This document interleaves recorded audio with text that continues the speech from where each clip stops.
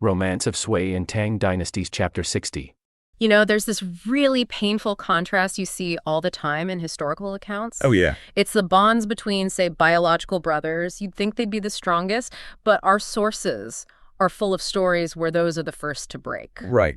Over money Right. or dispute between their wives, the smallest things can just shatter them. Exactly. And then on the other side, you have these sworn brotherhoods, the alliances forged completely outside of blood. The ones built on a choice. Yeah. That's the key, isn't it? It's a conscious decision. We're talking about things like the Peach Garden Oath, these legends that are built on just absolute sworn loyalty. A promise that you could literally entrust your life, your family, everything to this person. Mm-hmm. Okay, so let's get right into the ultimate test of that kind of loyalty.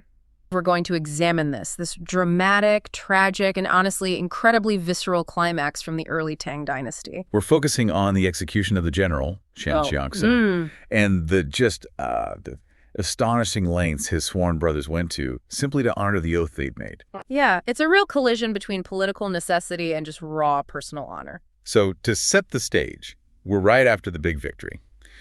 The future Tang emperor, Li Shimin, has just defeated his rivals.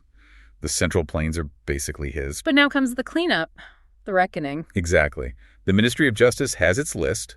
Wang Xichon's top officials, we're talking Shan Xianxin, Duan Da, others, they're all ordered to be executed immediately. The new state is flexing its muscle. It's enforcing the new law. And as soon as that order comes down, that loyalty we were just talking about, it gets tested by fire. Mm-hmm. Instantly. The three surviving sworn brothers, Xu Maogong, Qin Shubao, and Qing Ziji, they don't even hesitate. No, they race to the residence of the Prince of Qin, Li Shimin. Trying to stop what seems completely inevitable. And they know a simple plea won't work. They need a real strategy, a solid argument. So Qin Shubao, who's probably the most famous general of the three, he speaks up. And what's his angle? He makes this bold comparison. He says, Shan Xiangxin's martial skill, the sources say Ijisu, which literally means his military prowess is even greater than his own. Wow. So he's saying, this guy is even better than me. Exactly. He's making a practical pitch. Yeah. He's arguing it would be a huge military blunder to kill him. You need this man. He's too valuable. So it starts as a strategic argument, but then it gets personal fast. Very fast. They bring up their oath. A life and death bond. They'll promise to rescue each other from anything. And to prove they're serious, they put everything on the table. They volunteer their own families as collateral. Their pledge is, Yeah. it's just staggering. They say, if you pardon Xiangxin, and if he ever shows even a hint of rebellion, you can execute all of us. Our entire family's right alongside him. just think about the gravity of that offer. It's the ultimate guarantee, and yet the Prince of Qin refuses. He does. He's polite about it, you know. He says he holds no personal grudge from the war, that they were all each serving their own lord. But he says Xiangxin is inherently fickle, untrustworthy. Fickle. What's the term he uses? A dunkana. It basically means he has a treacherous heart, someone who switches sides too easily. And for a new dynasty, that's poison. So he sees him as a fundamental threat. He does. And he uses this analogy that just shuts the whole conversation down. He calls him a fierce tiger in captivity. A tiger in a cage. Right. And his argument is, if we don't get rid of this tiger now, while he's caged, we're all going to regret it when he inevitably breaks free. State security has to trump any personal appeal. Okay, so the pardon is a hard no, but the prince does offer one small compromise. A tiny concession, but it's crucial. It allows the rest of the story to even happen. So the other officials, Duan Da and so on, they're executed immediately, heads displayed, the whole thing. A clear message, Ardia. But for Shan Xiaoxin, the prince relents just a little. He says they can collect the body for a proper burial. And, more important, His family is spared. No exile, no banishment. It was this tiny nod to the honor of the men who were pleading for him. and that small mercy is the signal. The fight for his life is over. Now the sacred duty of brotherhood begins. They shift focus immediately. Zhu Mogong takes the lead on protecting the family. Right. He arranges for his own family to shelter Xiangxin's wife and daughter, to keep them safe. And Qing Ziji, he grabs wine and food and just rushes to the prison. What's the scene like there? What do they find? They find Xiangxin completely composed. Yeah. Not angry, not pleading. He's resigned. He says he sort of knew this was coming. He'd already accepted it. Yeah. He says he never really expected to live long after he left his old base, a place called Urxian Village. Where their brotherhood began. The very place. He's saying, I knew the risks when I made my choices. And the emotional state in that cell is just, it's all over the place. It really is. You have Cheng Ziji, usually the tough guy, talking about the old days and just breaking down, weeping. And Qin Shubao can barely even speak. He's just choking back tears, trying to hold it together. But Shan Xiangsen? He does the opposite. He laughs. A big, hearty laugh. Mm-hmm. Easy. He demands huge bowls of wine, not little cups. A final defiant toast. Exactly. He says, after drinking with you, my living brothers, today, tomorrow I'll be drinking with our dead brothers, Xuan Sui and Wang Bodang. Wow. He's reframing it. He's not dying. He's just rejoining the rest of their sworn family. It's an unbelievably powerful statement. And then he sees the guards gathering outside. The red-headed turban men, yeah. And he just tells them, you three go do your duty and I'll go do mine. I can't imagine what it took for them to walk out of that cell. So they go from the prison to the execution grounds. And it's a grim scene. The others are already dead. But what King Shubao does next is, it's one of the most powerful gestures in the whole story. He has his servants find the cleanest spot on the ground. And lay out the exact bedding and fittings that Jiangxin himself had gifted him years ago, back in a place called Luzhu. When he was sick and in trouble. Yes. So he's not just giving him a place to rest. He's physically laying out the history of their friendship, the proof of the debt he owes him. It connects the end right back to the beginning. And then it gets even deeper. Because Qin Shubao's mother, Qin Taifuren, and his wife, they show up. Why? Why would they come to an execution? Qin's young daughter, Alien, was there looking for her father.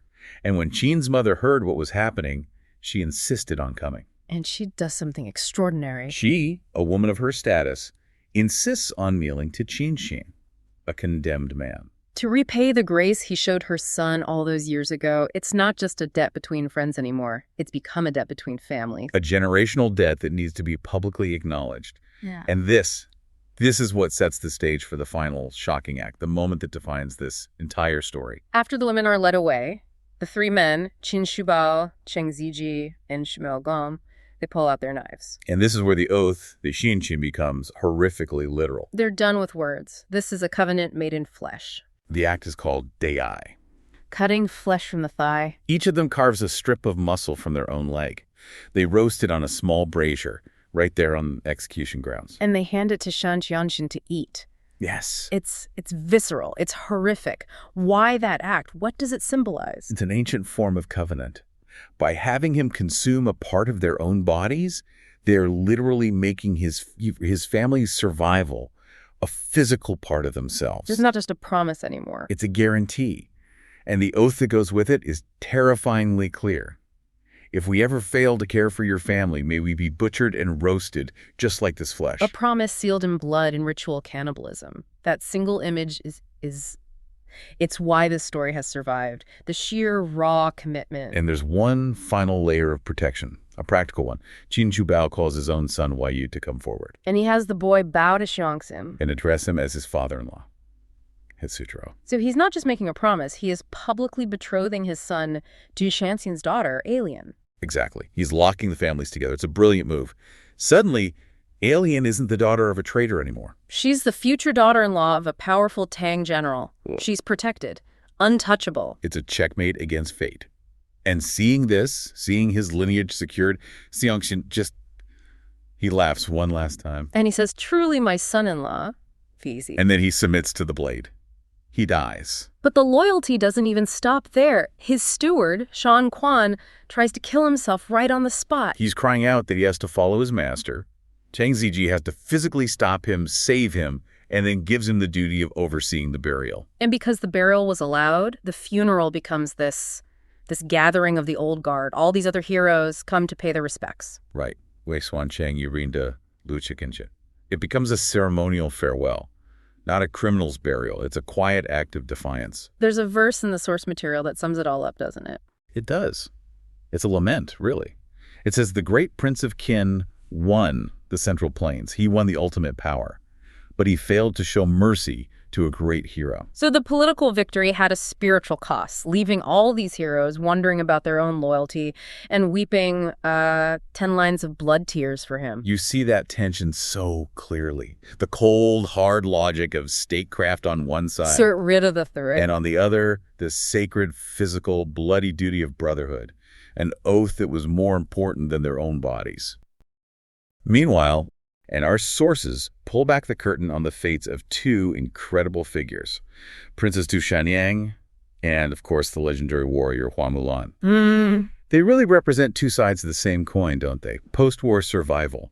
You have this intense political maneuvering on one side. And this brutal personal sacrifice on the other. It's a period of extreme vulnerability. Absolutely. When Princess Du returns to Lishu, she's walking into a political tightrope walk. Her father, Jiande, has been pardoned and he's become a monk, so he's out of the picture. Right. But Princess Du herself is now officially recognized as the Empress's niece. So she's escorted back by an internal official, a Nejian. Okay, so she's not just showing up. She has an official escort. Exactly, and that escort is key. It legitimizes her return under the new imperial power, but it also, it puts her under their subtle supervision. She's sanctioned, but she is definitely being watched. The war is over, but the surveillance has just begun.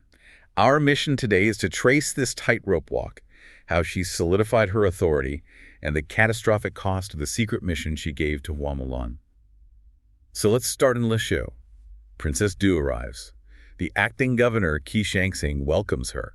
This seems like a moment of, real fragility. Yep. What's her first move? She was instantly decisive. Qi Shangxing, who was there on behalf of General Zhu Maogong, he tries to resign.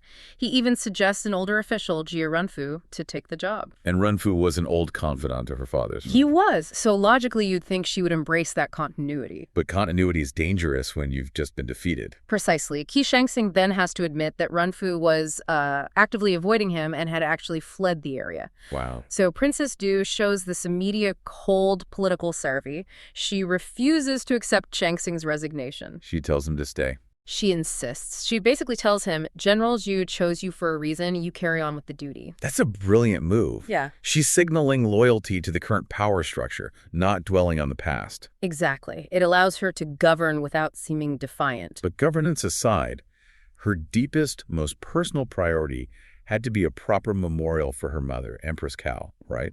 Her coffin was just stored in the palace. Absolutely. And this wasn't just filial piety. It was about establishing a new dynastic center. The decision about the burial site became a really strategic act. So where do they choose? Well, Qi Shangxing warned against using Lishu itself. He said the ground was low and damp, unsuitable. Okay. They settled on a spot near Zilashia Marsh. Zilashia Marsh. Why there? It was about legacy. It offered high ground, yes, but crucially, it was near the tomb of Yang Yichen. Yang Yichen was who? A respected figure whom her father, Jian, had cherished. So by placing her mother's tomb next to a revered ally of the old regime, Princess Du subtly anchors her family's new base to a recognizable, respected history. Right under the new government's nose. Mm-hmm.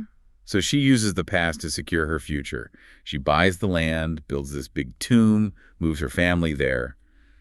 And then she solidifies her inner circle. What about her female soldiers? She couldn't afford to keep them all.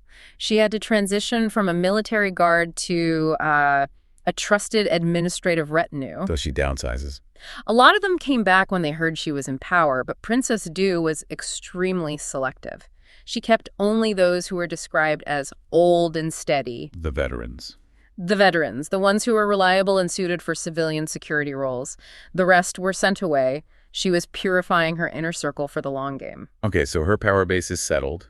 Now we move to Hua Mulan. Mulan had served faithfully, but she needs to go home. Right, filial piety. After all that time away, she has to return. Princess Du is reluctant to lose her, of course, but she can't refuse. And this is where the story pivots, isn't it? It is. This is where Princess Du's strategic need clashes with Mulan's personal duty. And what's fascinating is that Du immediately tries to create a pathway for Mulan's return to her. What do you mean? She gives Mulan travel money and 2 widowed female soldiers to go with her, Jinling and Wu Liang. The plan was for Mulan to reunite with her family, and then for Jinling and Wu Liang to help move Mulan's parents back to the new compound at Leishize. So Mulan's departure wasn't meant to be permanent at all. Not at all. But before she can even leave, the political clock starts ticking, and Princess Du introduces the mission. the secret mission. And it's incredibly dangerous. Precisely. Princess Du gives Mulan a secret letter. It's addressed to a man named Youlan, the son of the Prince of Yan Commandery. And the instruction. Had to be face-to-face, no proxies, no messengers. Mulan herself had to deliver it. But the son of a prince isn't someone you can just walk up to. What was the plan if she was refused at the gate? This is the most compelling detail in the sources. Princess Du gave Mulan a unique token, a blunted or headless arrow, a Meizujian. A blunt arrow. What is that? She explains it was an arrow Youlan himself had given to her. The instruction was, if you're refused entry, send this arrow in. It will guarantee the meeting. Wow, so it's a key. Why an arrow, though? And why one that's been blunted? Well, the fact that it's blunted means it's no longer a weapon. It could symbolize trust, maybe a peace offering. But the fact that it was his arrow exchanged privately, that implies a pre-existing agreement. A secret compact. A deeply personal and political one. Promise of marriage or an alliance that predates the whole conflict. This arrow is the physical proof of that private relationship. The stakes are just astronomical. So Mulan, Jinling, and Wu Liang set off, disguised as men. The secrecy is paramount. And the sources say Princess Du was in tears as they left. She knew how critical this was. So Mulan travels toward Hebei, finally going home after all these years. But the reunion she's hoping for, it doesn't happen, does it? No. The moment she arrives, it's shattered. The neighborhood is completely changed. And her family. She finds some old neighbors, and they tell her the devastating truth. Her father had died during her long absence. Oh, no. And in a further complication, her mother, Yuan Shi, had remarried a farmer and moved to a nearby village. After all that sacrifice she made to protect them, to come home and find your family broken and scattered, that's brutal. It's heartbreaking. The sources say she was weeping uncontrollably. She rushes to the village, finds her mother at a well. The whole scene is just deeply emotional. Mulan, her mother, her new stepfather, and her younger sister, Youlan. She has a sister. Yes, Youlan, now a beautiful 18-year-old woman. They're all reunited with floods of tears, just sharing years of painful stories. But it's just a fleeting moment of peace. Just one day, she pays respects at her father's tomb, and she's getting ready to leave for Yuzhou to complete her mission when the political world just crashes back in. What happens? Her fame, which saved her family originally, now becomes her downfall. A major ruler, Hesse Kahan, hears about Mulan. He hears about her military skill, her success in relieving a siege, and her beauty. Oh, I see where this is going. He immediately sends an official entourage to select her for his palace. A forced political marriage. This is a disaster. If she's taken, the letter is lost. Princess Du's plan fails. She's caught. She's terrified, yes, but she's more distressed about the mission. She tells her sister she absolutely cannot betray Princess Du's trust. So she's completely cornered, she can't go to the Kihan, and she can't go on the mission. Right. So she devises this desperate plan, the substitution. She asks her sister. Her younger sister, Youlan, must take her place. She tells her, disguise yourself like me, and travel to Yuzhou to deliver the letter. But Youlan is just a girl. She's never traveled. She protests, of course. She's completely inexperienced. But Mulan insists. She assures her she's capable. So you're swapping a hardened warrior for a sheltered young woman. What does Mulan give her to even have a chance? Everything. The secret letter, the 50 taels of silver for travel, and most critically, the key. The blunted arrow. The guarantee. The guarantee. And Youlan apparently knew how to read a few characters so she could grasp the seriousness of it. Mulan then commands Jinling, the experienced soldier, to go with her as her guide and protector. So the proxy mission is underway. But the entourage is at the door, demanding Mulan. How does she handle that? The final scene is just incredibly dramatic. The carriage arrives. Mulan's mother is weeping, begging them not to take the daughter she just found. She faces them with no sign of fear. She makes one last request, permission to visit her father's grave to say farewell. A final act of filial piety. Yes. Perfectly calculated. Yes. They grant her permission. She goes to the grave, bows 4 times, weeps loudly, and then she commits suicide, cuts her own throat. Wow. The officials are stunned. Hesekian, when he hears the news, expresses profound sorrow. They bury Mulan right there beside her father. And Wu Liang, the soldier who wasn't needed for the secret mission, returns to Princess Du to report everything. And Youlan is living with that trauma. So that fear, the fear that she could be next, that the threat is still very much alive, is what drives her to act. It's not about grieving, it's about survival. It is. She realizes survival means finding a purpose, a mission. So she immediately aligns herself with a major political player. And what's her goal? Her goal is to travel to a place called Yuzhou and facilitate a really critical political marriage in Yinxi between a certain Princess Du and a very powerful figure, young General Luo. So for her, this is personal salvation and a necessary political move all rolled into one. A desperate journey, really. But the moment she arrives, she runs right into a brick wall. Literally. She has this letter, the key to the entire alliance, but she has to get it inside the official residence of the Prince of Yan Commandery. And the sources are very clear about the security here. They call it disciplined and bright, Jiling Yanming. The gate area is sukin. It's swept clean. Meaning no loitering, no chaos, no obvious way to even approach. It's the ultimate closed-loop system. When a bureaucracy is that rigid, any deviation, a misplaced piece of paper, an unscheduled visitor, It gets flagged immediately. instantly. Yeah. You can't brute force your way past that level of discipline. You have to find a way to make the delivery look like it's part of the system. Okay, so let's unpack how she even begins this process of social infiltration. The first thing Youlan does is make herself disappear, tactically speaking. She takes her confidant, Jinling, and they leave in secret at 4 in the morning.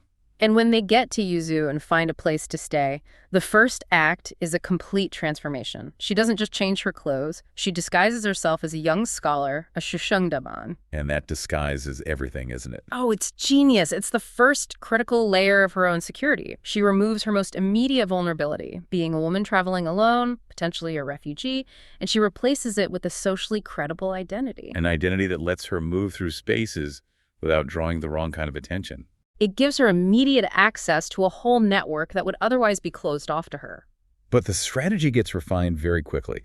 Her friend, Jin Ling, who has experience at the princess's court, gives this essential tactical warning. Yes, she points out the extreme danger of just handing the letter over. Because the Prince of Yan Commandery himself, not the intended recipient, might be the one to open it. And that would be catastrophic. This is the critical insight. You have to know the internal power structure. If the prince opens a letter about a secret alliance he knew nothing about, the outcome is unpredictable joy or anger, Chignibuze. which could mean execution. It absolutely could. And Jin Ling emphasizes the princess's non-negotiable rule. The letter must be delivered face-to-face. Dimin Figna. Okay, hold on. Why is that face-to-face mandate so restrictive? If secrecy is the goal, why not use a coded message or a dead drop? Why does she have to get herself in so much danger with a personal meeting? Because the medium is the message here. The Demian Figno proves several things all at once. First, it proves the sender trusts the messenger completely. Okay. Second, it proves the messenger is legitimate. They made it through the journey. They got past all the obstacles. And third, it signals just how urgent and serious the news is. So that rule forces her to find another way, no standard bureaucratic channels. Right. It forces her to rely on stealth and psychological manipulation instead of, just dropping it in a mail slot. So if they can't use the front door, they have to find a human connection, a weak link. Exactly. Lon sets up in a tea house across the street, basically a surveillance post, while Jinling starts looking for a suitable contact. Someone who's close to the gate, but, maybe low enough on the ladder to be approachable. And they find their guy. They find their target, a man named Feng Xingwan. He's described as a flag bearer, a kipai. So he's got a minor but official rank. Which means he knows the routines, he has the trust of the house, but he probably doesn't have the kind of salary that makes him incorruptible. He is the perfect administrative layer to exploit. And this is where it gets really good. The approach. Lan immediately breaks the ice with hospitality. She treats Fang to food and wine, literally shouting, "Kanjing Lai, get the wine." Masterful. She doesn't start with demands. She starts with showing respect, with building a social bond. And then she weaves this fabricated backstory. A perfect one. She claims she knew the young general back in Hebei and that an old friend entrusted her with an important object, a Yagni Wujian, that she needs to return to him. Why that story? Why not just say, "I have vital news"? Because that story is perfectly calibrated to make the intermediary, Fang, feel safe. She frames it as a private, non-political matter of honor. Just returning a personal item to an old friend. Exactly. So Fang doesn't feel like he's involved in political espionage. He thinks he's just helping facilitate a respectable personal transaction. It dramatically reduces his perceived risk. But the bureaucracy still pushes back. Fang confirms the big logistical problem. The young general almost never leaves the residence except for official things like hunting or feasts. Right. And Fang suggests the easy way out for himself. Just pass a letter to the general's steward. But Youlan holds firm to that core mission. She does, but she offers a compromise that still moves things forward. She agrees not to send the letter that way, but offers to submit a token, a sunu, first. Ah, a token to signal the general directly. Yes. She promises this token will let the general know who she is, so Fang won't be held responsible for anything. It's a brilliant way to mitigate the risk for the middleman while keeping that face-to-face meeting on the table. Which brings us to the key that unlocks the whole fortress. The token itself. And it's this unique, highly specific artifact, a meizujian. A shaftless, headless arrow that also has the young general's name on it, hidden inside an embroidered pouch, a sunang. Why a headless arrow? That seems so intentionally strange. I mean, wouldn't any part of a weapon, even a harmless one, raise some security flags? That is precisely the genius of it. A full arrow is a weapon, it's high risk.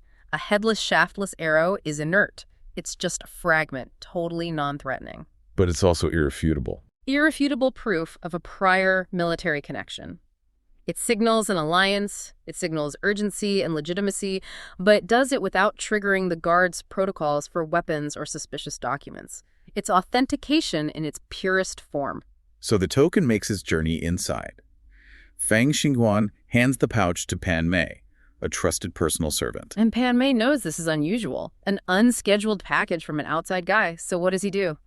He hides the pouch in his jacket and takes it straight to the general's private study. No official log, no questions asked. See, this highlights the power of the trusted personal network inside a rigid bureaucracy. It's a chain of trust, not a chain of command, that gets the object to the general. And what's General Luo's reaction when he sees it? Total astonishment. Bu Shenghayi. The source says he was already thinking about his own political letters he'd sent out, and then this arrow just appears, connecting him instantly to this secret network that he clearly trusts. So the arrow worked.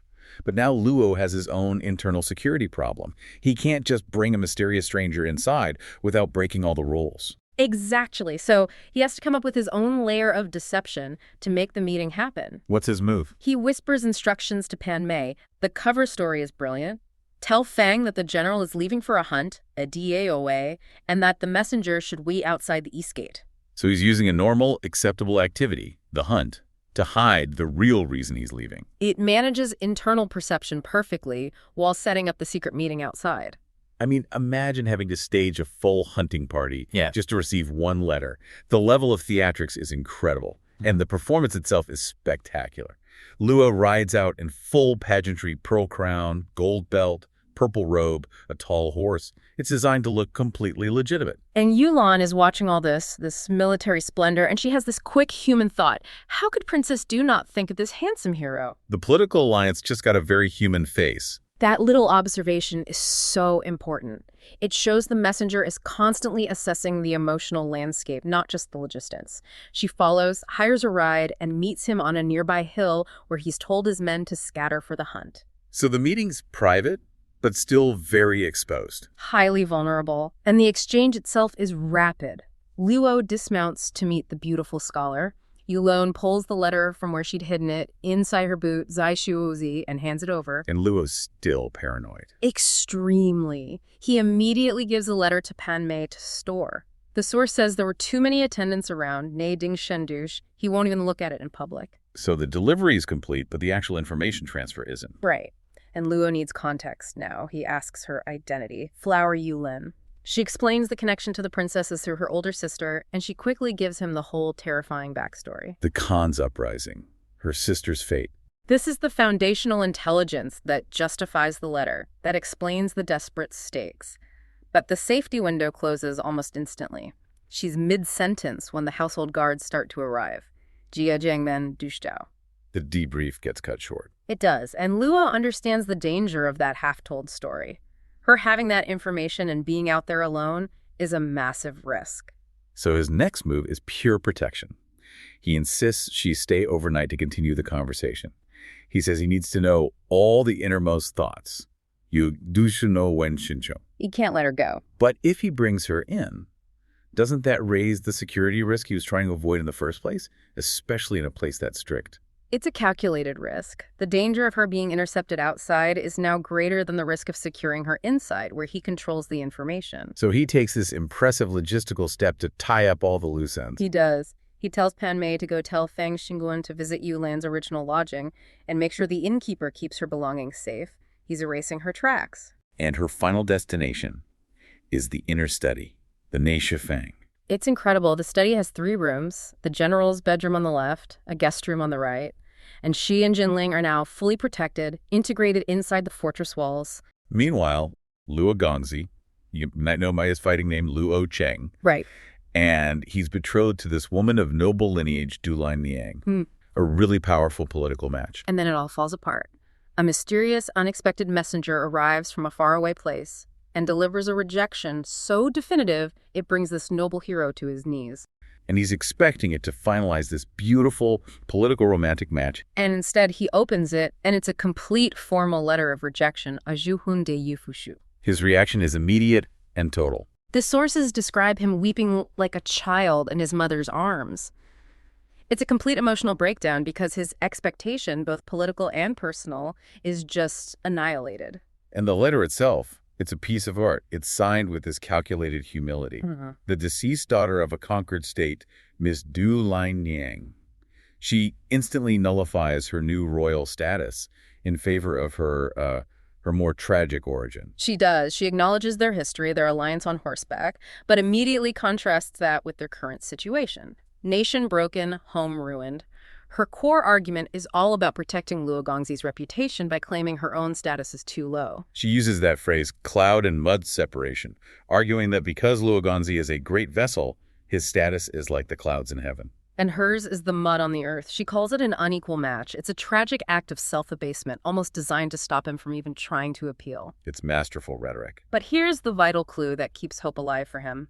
She confirms she is not breaking her word, but says she relies on her sworn sister to fully explain her deepest, truest feelings. And this is where Luo Gongzi's father, and a powerful national defender, he steps in. He spots an opportunity that is just, well, irresistible. What's so fascinating here is Luo Gong's purely political calculation. He sees this elevated, almost royal status as the perfect asset for their family. His plan is clinical. Right. Send an official congratulatory memorial, a he-bow to the court, and at the same time arrange the marriage. He's completely confident the Empress will grant the union, making it an undeniable match. He believes imperial decree just overrides everything else. We appeal directly to the Emperor and Empress. The political truth. They have to grant the marriage now that she's recognized by the Empress Dowager. To him, the personal letter means nothing. But this introduces the first real puzzle, doesn't it? Luo Gong is still confused. The letter mentioned a sworn sister. But the messenger who delivered it, Youlan, is clearly a man. And that is the first significant crack in the storyline Niang has built. And it's a critical distinction that Luo Gongzi misses, at least at first. The court document prep is going to take 4 or 5 days, so he insists that Youlan stay at their estate in Yuzu. Right, and it's during this time that Youlan starts to fill in the blanks of Lin Yang's story, cementing their shared moral world. Okay. Yeah, Youlan confirms that after the pardon, Lin Yang had retreated to a life of solitude, moving to guard her family's Tumkan Jushimu. It's a life of dedication and mourning. But then, Youlan shares a truly gut-wrenching tragedy involving his or her elder sister, Mulan. And this is where the story's moral ceiling just gets set incredibly high. Youlan recounts that Mulan, facing this dire threat, committed suicide Ziwen right there at the tomb. She took her own life because the Kugin, the foreign tribal leader, wanted to select her for his palace. Being selected would mean being defiled, used as a political tool. Exactly. So Mulan's action, her self-sacrifice, it was a profound statement about preserving moral purity and integrity in the face of just brutal power. It elevates the whole narrative. And Luo Gongzi is stunned by this. He strikes the table, calls Mulan a wise sister, and regrets he never met her. He recognizes a kind of heroism that goes way beyond the battlefield. A heroism defined purely by moral conviction. And all the while, this noble hero, Luo Gongzi, is completely oblivious to the secret standing right in front of him. The whole situation pivots on a perfectly ordinary morning. Luo Gongzi gets up early, doesn't want to disturb his guest, and he overhears a conversation between his own attendant, Pan Mei, and Youlan's attendant, Jinling. It's that wonderful, classic literary moment of accidental discovery that just shatters the whole facade. Right. The two attendants are flirting. Pan Mei is trying to convince Jinling to stay at the estate and marry him. But Jinling corrects him. She clarifies that she's only a maid sent by the princess to accompany her sister, that's Mulan, home. She insists she is not Youlan's property. And then Pan Mei makes the joke that exposes everything. He says, "What happens if the young master finds out your second master is a woman?" And Jinling's happy reaction is all the confirmation he needs. Luo Gongzi hears this and he is just utterly stunned. He thinks, strange are his servants all women. So he pulls Pan Mei aside, questions him privately, and the attendant confirms it. Youlan is not a man. Jinling is a woman. Youlan is the sister, sworn sister from the letter, traveling in disguise to complete her mission. The plot just accelerates dramatically now. Luo Gongzi is overjoyed, but he makes a fatal mistake. Instead of respecting the virtue and the dedication behind her deception, he tries to force the situation. He does. He invites her to drink, purposefully fakes being drunk, and then tries to embrace her, revealing he knows her secret. He says, "I, Luo Cheng, have cultivated virtue for several lifetimes, and today I meet my wise sister." He recognizes her nobility, but he immediately interprets that recognition as permission to claim her as a reward. His desire just instantly overrides his character. And Youlan immediately pushes him away. Physically and verbally, she demands that he respect her. She knows the attendants confessed, but this is the critical moment where the conversation stops being about romance and becomes a pure philosophical duel. This is where she flips the entire power dynamic. Youlan is issuing a moral challenge to one of the most powerful young men in the country. She states that she came to fulfill her dead sister's last wish and secure the marriage with Lion Yang not for temporary pleasure. And then she delivers the crushing blow. She insists that passion has to be handled with propriety and righteousness. Yili Jin. Without that principle, she says, his desire is no different than banditry or Kang Liang. That comparison is just stunning. Think about the gravity of that. She is standing before a celebrated warrior, a high-ranking noble, and she is telling him to his face that if he acts on impulse just because he has the power to do it, he is morally the same as a common thief who takes what he wants by force. She's forcing him to be a true hero, not just a successful warrior. She is, and she backs this up by citing historical paragons of virtue.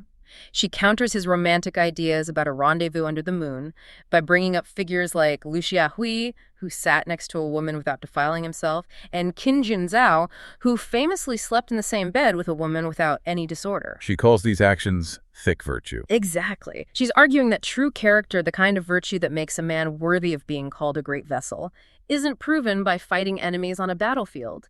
It's proven by controlling your own desires and honoring your principles, especially when you have the chance for immediate satisfaction. She is testing his character in real time. And the warrior, Luo Cheng, Luo Gongzi, the man who knows how to disarm 1,000 enemies, is completely disarmed by this purely moral and intellectual assault. He can't argue against it. And the compromise she offers is brilliant. She promises him her future fidelity. She says, "I will never serve another man." But she insists he has to release her first. So she can go to Lishu, see Lion Yang, clarify Mulan's final wishes, and complete their duty. Duty and principle must come before desire. That's her demand. They will delay their union until they arrive in Chang together with all matters settled correctly and honorably. And Luo Gongzi, the man who was weeping like a child just days earlier, accepts her stand completely. He says, "I dare not offend you." He respects her virtue more than he values his own immediate pleasure. He passes her test. He confirms the very character she was demanding he possess. So, with that high-stakes moral battle resolved, the practical matters move forward quickly. A few days later, Luogong finalizes the political documents, because that imperial decree still needs to be secured, Right. And he assigns the governor and 2 military officers to accompany his son. And with Youlan, now a deeply respected, though still officially secret part of the party, Luo Gongzi and his entourage finally depart from Yuzhou. They're heading toward the capital, Jiangyan. The romantic knot has been tied, but the journey to fulfillment is still completely intertwined with duty.